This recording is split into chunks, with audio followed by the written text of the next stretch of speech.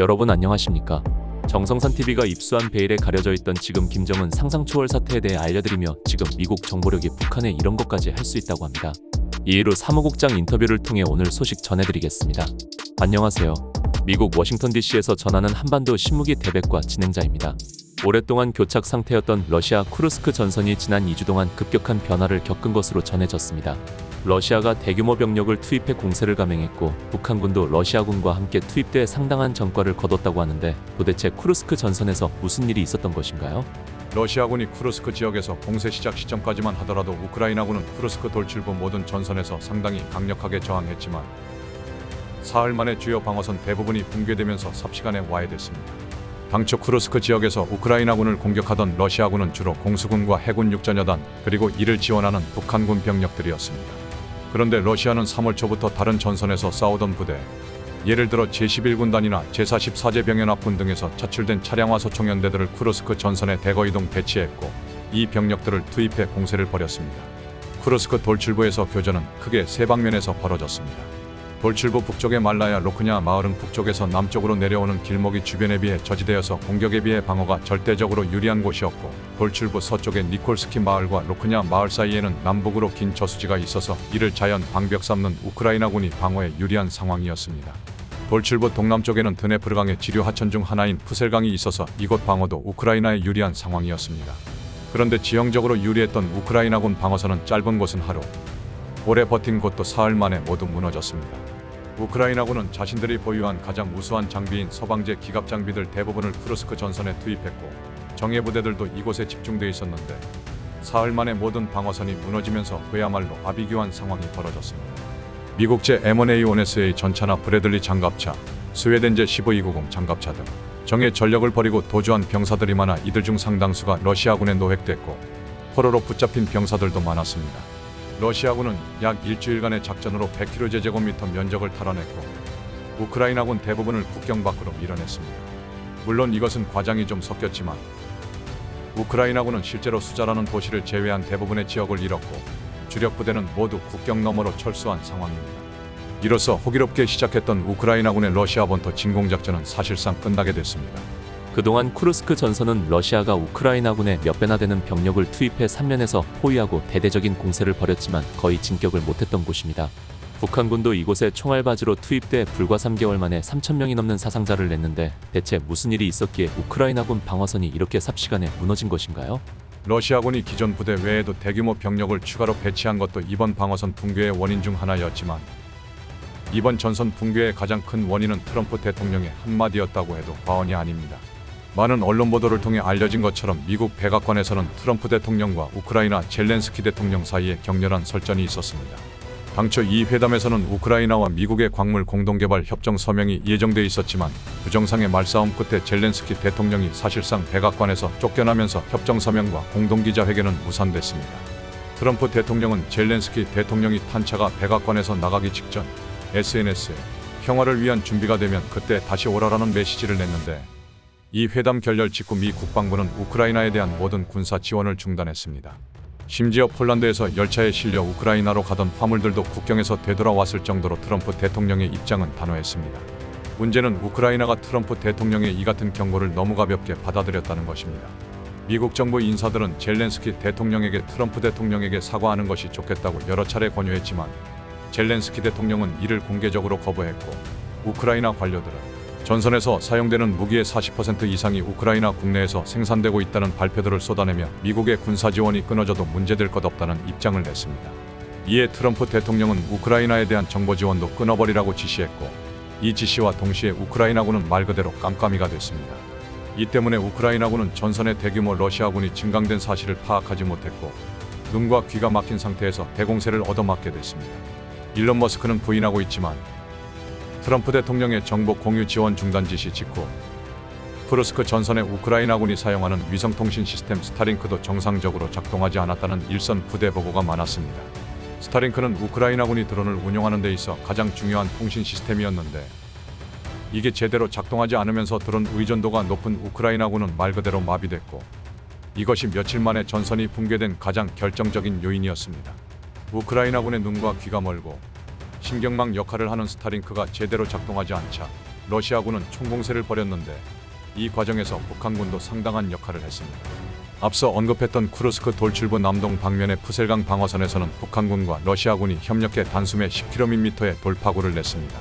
평소 같았으면 우크라이나군의 드론에 아주 쉽게 제압됐을 북한군 보병들이었지만 마비된 우크라이나군은 이런 보병조차도 막아내지 못하고 무너졌습니다.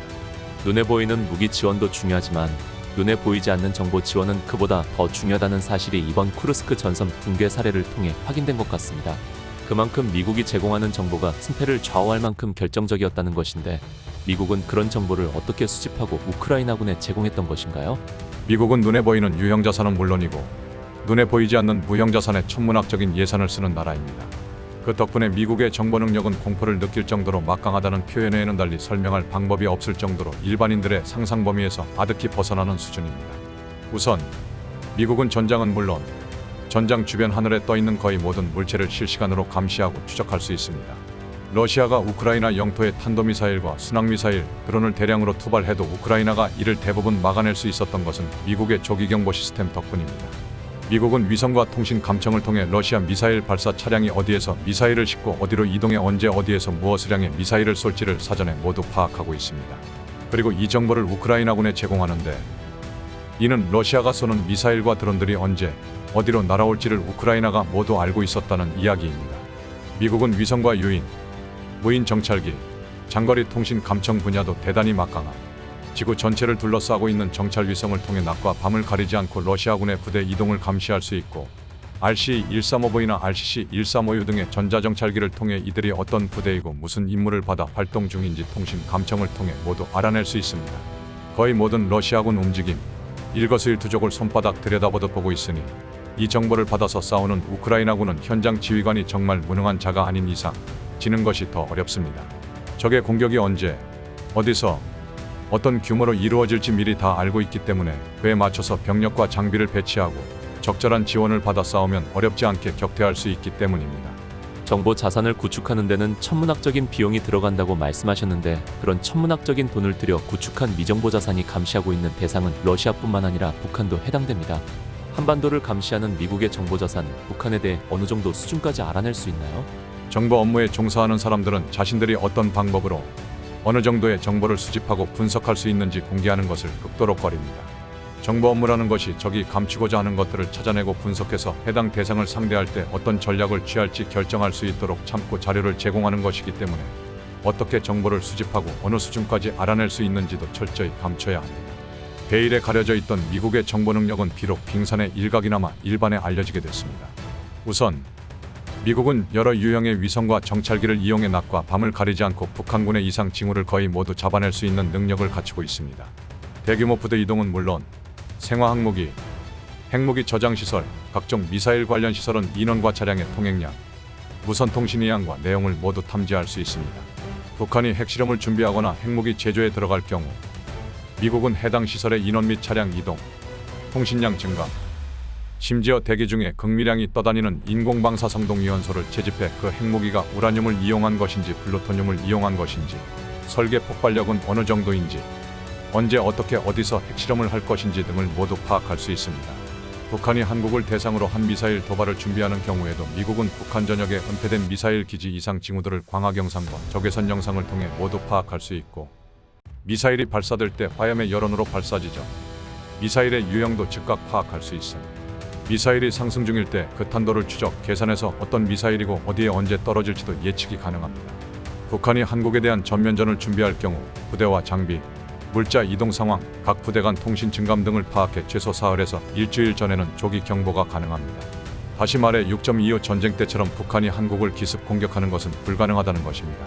미국은 여기서 그치지 않고 소형 군지 비성을 1000개 이상 쏘아 올려 지구 전역을 거의 실시간으로 감시, 촬영하고 인공지능 기술을 통해 필요한 정보들을 실시간으로 뽑아내는 신의 눈과 같은 정보 능력을 갖추기 위해 제반 인프라를 구축하고 있습니다. 북한은 지금까지도 그랬지만 앞으로도 미국의 손바닥 안을 벗어나기 어려울 것입니다. 미국 정보 자산이 김정은의 움직임, 예를 들어 지금 어디에서 무엇을 하고 있다, 이런 정보까지 다 파악됩니까? 네, 당연합니다. 일단은 김정은은 굉장히 그 동선이 베일에 가려져 있는데 그 동선을 추적하는 기술은 이미 전부 다 구축이 되어 있습니다. 일단 위성으로 김정은의 관저 노동당사 같이 주로 김정은이 움직이는 그 지역을 계속 들여다보고요. 또 위성을 통해서 김정은이 움직이게 되면 걸어서 움직이지는 않을 거니까 김정은이 사용하는 전용 차량이 있습니다.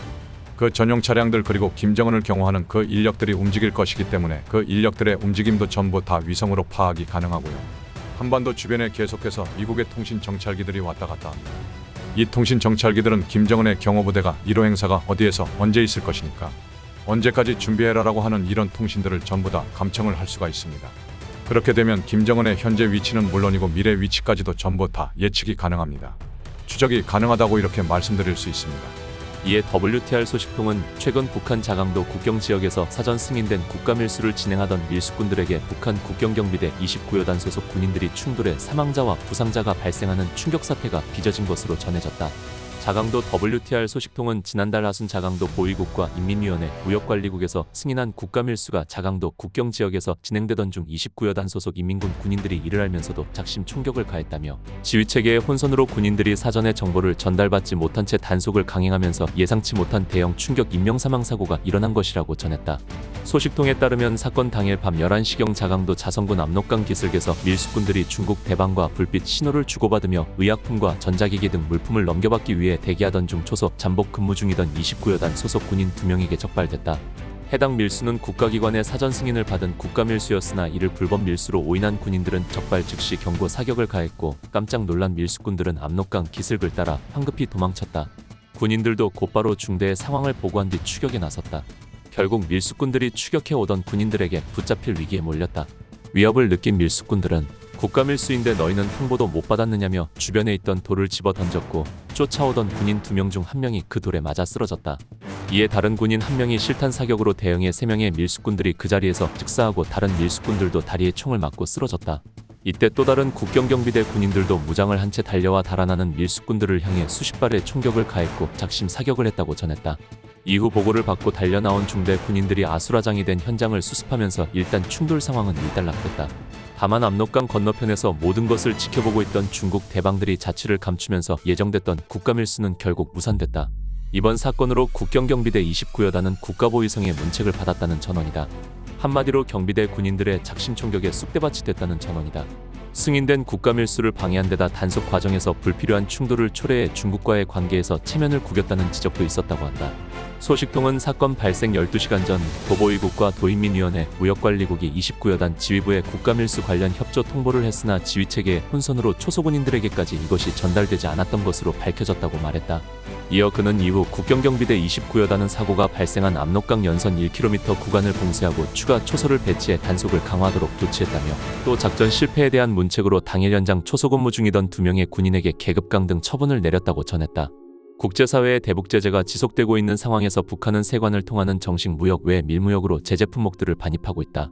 이런 밀무역은 국가밀수 즉 철저히 국가의 승인을 받아 진행되는 것으로 알려졌다.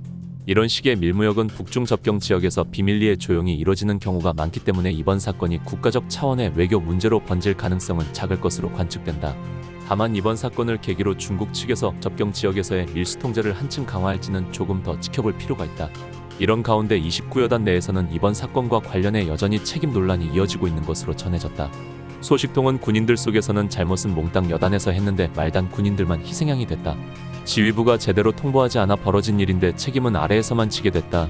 이런 일이 반복되면 누가 명령을 믿고 복종하겠느냐는 등 무책임한 지휘관들의 태도에 강한 불만을 드러내는 목소리가 나온다고 했다. 현재 북한 국경 지역에서 국경경비대 군인들의 작심 총격에 밀수꾼 여러 명이 사살당한 소식은 북한 내부로 빠르게 확대되고 있으며 여러 WTR 소식통들이 이 소식을 전해왔다. 또 다른 소식통은 밀수꾼들의 화가 난 군인들이 또 총격을 가할 수도 있다고 전했다. 한바탕 북한국 경지역에서 피바람이 불고 있는 상황입니다. 북한국 경경비대 작심이 터졌으며 지금 김정은 큰일 날 일만 남았습니다.